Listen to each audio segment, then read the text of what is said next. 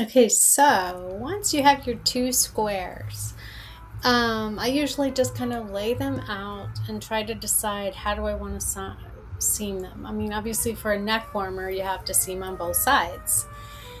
So for this, and like I said earlier, you could leave all those tassels and have like a tassel-y neck warmer. And I'm so sorry that this video is not perfect and that I've cut myself off, but I think you'll get the idea. So I decided I did not want tassels. So that means I was going to sew the tassel sides together and weave in all those ends. And really, it's not as daunting as it seems, and actually it just reinforces the fabric even more.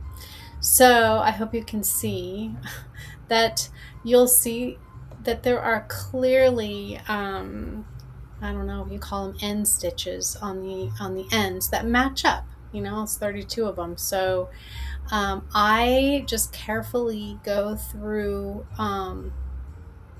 you know, just like you were sewing anything together, and make sure that the colors match up and that it's even. And I just take my time and go slow. And then once I'm done sewing it up, I then just weave in the ends like I was weaving. So I make the same colors go through the same colors, as if it was just like a double thread going through. That's really it. So whip stitch is your friend. That's all it is. I just whip stitch. There, you can kind of see me right there. I'm so sorry. I did not realize I was that far out of the camera view. But yeah, I think you'll get the idea. It's basically just a whip stitch. And then I decide, well, which side of the fabric do I want to be the outside? Even though, I mean, they're identical on both sides. But if you're going to sew it, you know, and you're going to hide ends in, you know, you may want to decide, okay, this is going to be the inside. Also, I do leave about 3 inches, 2.5 inches on one of the sides open so that it can sit on my neck. You don't have to do that.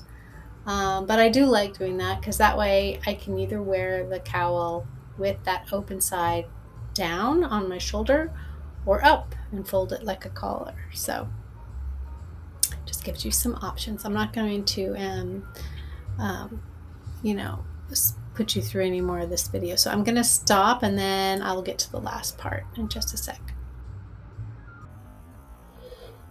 Okay, so there's my finished neck warmer with the opening that I left. And one thing I do afterwards is I weigh my yarn so then I know how many squares I can get out of each color. So it's very helpful. So then, you know, you can also see how little yarn you need to weave. And then here's my final picture of it on my little mannequin head. I think it turned out really well, and I hope you enjoyed it and enjoy pin loom weaving. Thanks for watching.